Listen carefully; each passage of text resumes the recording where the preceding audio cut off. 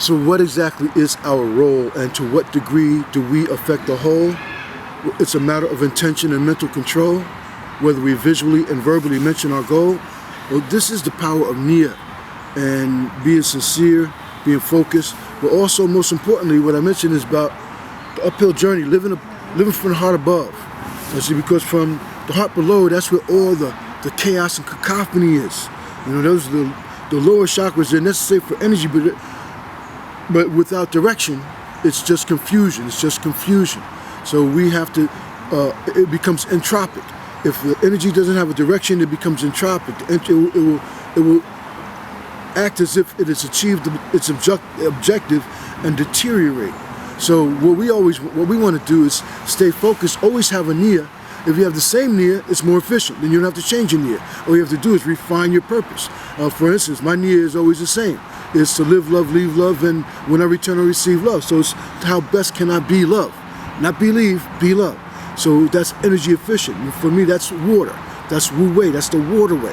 You know, so I don't have to think about it. It's just, you know, whatever's needed, you become malleable and adaptable and applicable to whatever the situation is. And that's where the ego get out the way. That's what's called effortless non-being, Wu Wei. You know, so, you know, and if we are in alignment with one another and we not canceling each other's energy out, which is something I talk about at E equals MC squared, but we coordinate our efforts and work harmoniously together, then that dynamic power, that's a power, that's a force, because we are a power and we are a force. We don't understand our own selves, and this is why we have to get to understanding how we write our script, how we create our story, and if we don't know that story, we can't edit it. We can't edit it, you know, because part of the history, things that we accepted, we were just receiving and never having a chance to examine. So part of the healing is now we have to look at the recording. We have to be present. We have to listen to the words that are going on in between our two ears and examine ourselves. That's what it says.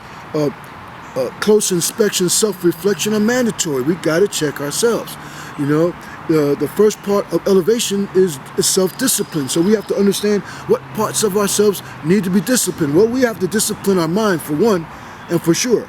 You know, we can't get to a clear space without mental hygiene, and that's one of the biggest things that is affecting us because of the society that we adopted. Anything goes. You know, the rules, there are no rules. You know, they bend and break rules every day. You know, come on, look at what's going on in the courts. So we have to be clear about our Nia. You know, if we're gonna get in alignment, you know, because that is what it's about. You know, getting in alignment with the divine assignment. You know, we become in sync.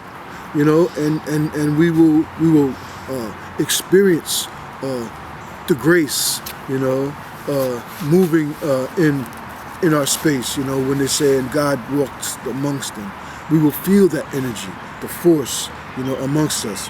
But yeah, we have to clean up. You know, we have to check our thoughts, you know, our behavior, our motives.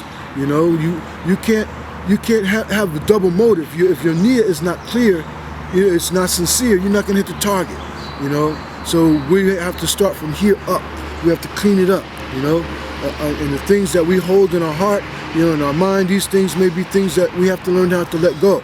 And this is the hardest part, you know, is letting go, shedding, dying, you know. This is where we have to learn how to die, how to release, how to let go, how to forgive ourselves, how to erase that memory, how to edit and rewrite our own story. You know, this is how we're going to get to the destination that we would like to get together without someone else's writing our script and telling our story. Because I tell you, my story is legit. You know, what it means, you know, I've been living close with Gnosis for a long time. To live with Gnosis from the time I was a child, that's a different experience most people who half asleep, half lights on, half lights off. You know, I've been walking around with lights on for quite a while, and the light didn't get dimmer, you know. So I just try to share it as much as possible. That's what we're here to do. You know, Allah subhanahu wa ta'ala says, I created you to be the mercy, you know, to be the mercy unto all the world. So that's shared. You know, we always got to be given. And that's the healing, to be that mercy in action.